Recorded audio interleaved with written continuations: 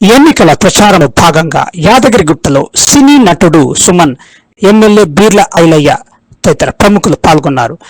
యాదగిరిగుట్టలోని 7వ వార్డులో Congress party councillor అభ్యర్థి పోలిమెల్ల లావణ్య శ్రీధర్ గౌడ్కి ఓటు వేసి గెలిపించండి అని, యాదగిరిగుట్టను అన్ని విధాలుగా అభివృద్ధి చేస్తామని ఎమ్మెల్యే బీర్ల ఐలయ్య తెలిపారు. సినీ నటుడు సుమన్ మాట్లాడుతూ, పోలిమెల్లి శ్రీధర్ నా అభిమానిని, చాలా మంచి వ్యక్తిని కొనియాడారు.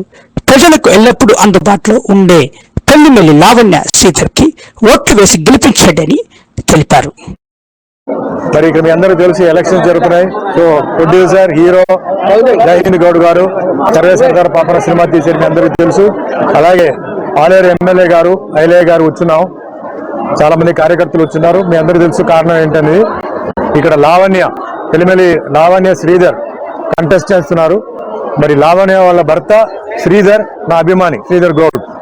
నాకు దగ్గర 29-30 సంవత్సరాల నుంచి నాకు పరిచయం. అయితే నా సినిమాలు అన్నిటికీ పాపం ఆయన ఇక్కడి నుంచి వచ్చేవాడు. ఆ రోజుల్లో చాలా కష్టం, ఇప్పుడు చాలా ఈజీ. ఉదయం వస్తే మళ్ళీ తిరిగి అర్ధరాత్రి వెళ్ళేవారు.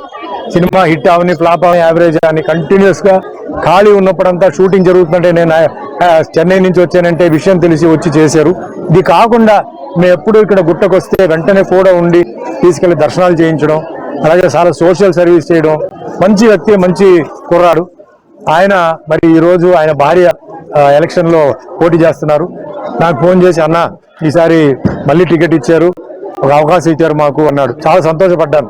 దేవుడు ఆశీర్వాదంతో మళ్ళీ ఒక మంచి వ్యక్తికి టికెట్ ఇవ్వడం జరిగింది. సో ముఖ్యమంత్రి గారికి, రేవంత్ రెడ్డి గారికి, అలాగే ఎమ్మెల్యే ఐలయ్య గారికి ధన్యవాదాలు. ఎందుకంటే మళ్ళీ ఎంతో రిస్క్ తీసుకుని మళ్ళీ ఒక మహిళకి ఇవ్వడం అనేది చాలా గొప్ప విషయం. సో ఈరోజు నేను వచ్చింది కేవలం ఆవిడ గెలవాలి. అండ్ ముఖ్యంగా ఈరోజు చెప్తున్నానండి, కాంగ్రెస్ పార్టీ ఇంకా 3 సంవత్సరాలు ఉంది. ఈ 3 సంవత్సరాల్లో మీకు ఏమేమి పనులు ఉన్నాయో గబగబని చేసుకోండి. వేరే వాళ్ళు చెప్తారు నేను అది చేస్తాను, ఇది చేస్తాను. ఒకటే అడుగుతున్నాను, మరి 10 సంవత్సరాలు ఉన్నప్పుడు మీరు ఎందుకు చేయలేదు? అంతకుముందు ప్రభుత్వాలు ఎందుకు చేయలేదు? మరి ఎలా చేస్తారు మీరు? 3 సంవత్సరాలు మీరు ఎలా చేస్తారు? కాబట్టి మాటలు వినండి, కానీ ఏది వాస్తవం ఏది అవాస్తవం అది కూడా మీరు ఆలోచించండి. ఇప్పుడు ఉన్న వాళ్ళందరూ ఏంటి అంత అమాయకులేం కాదు, వాళ్ళు చెప్తున్నారు, వినండి. అవుతుందా లేదా అని నేను ఒకటే చెప్తున్నాను, అధికారంలో ఉన్న పార్టీయే ఏదైనా చేయగలుగుతారు. సో దానికి మనకేంటంటే మంచి వ్యక్తులుగా, ఎమ్మెల్యే గారు మంచి వ్యక్తి, బాగా హార్డ్ వర్క్ చేస్తారు, ఎప్పుడు తిరుగుతూ ఉంటారు, అందుబాటులో ఉంటారు. అందరూ వెళ్ళి సీఎం గారిని కలవాలంటే జరగదు, కష్టం.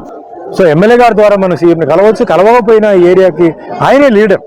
కాబట్టి ఆయన ఒక ఆశీర్వాదం ఉన్నంత వరకు మనకి ఏ ఇబ్బంది లేదు. కాబట్టి లావణ్య గారిని గెలిపించండి. అన్ని విషయాలు చాలా మైనస్లు చాలా ఉన్నాయి. మరి గుడిలో కూడా మీకు తెలుసు, గత ప్రభుత్వం వచ్చి ఆ ఆటో రిక్షా పాపం వాళ్ళ కుటుంబాలు అన్నీ చాలా ఇబ్బంది పడ్డారు. తర్వాత వేరే విషయాల్లో కూడా ఇబ్బంది ఉంటే అక్కడ డార్మిటరీ కానీ అవన్నీ గారి ఇప్పుడు మన ఎమ్మెల్యే గారు అన్ని మళ్ళీ ఓపెన్ చేసి దర్శనం కూడా ప్రతి మంగళవారం లోకల్ వాళ్ళకి ఫ్రీగా చేసి ఎన్నో మంచి కార్యక్రమాలు చేస్తున్నప్పుడు ఇలాంటి మంచి వ్యక్తులు మనం మర్చిపోకూడదు. సో లావణ్య గారు గెలిపించండి. ఎమ్మెల్యే గారితో మనం అన్ని పనులు చేద్దాం.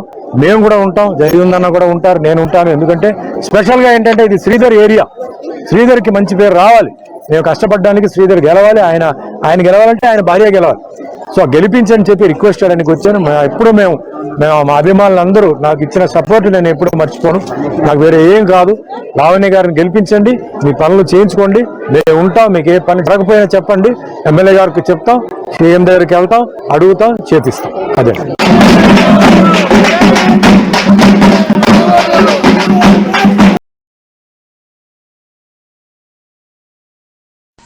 ఎన్నికల ప్రచారం భాగంగా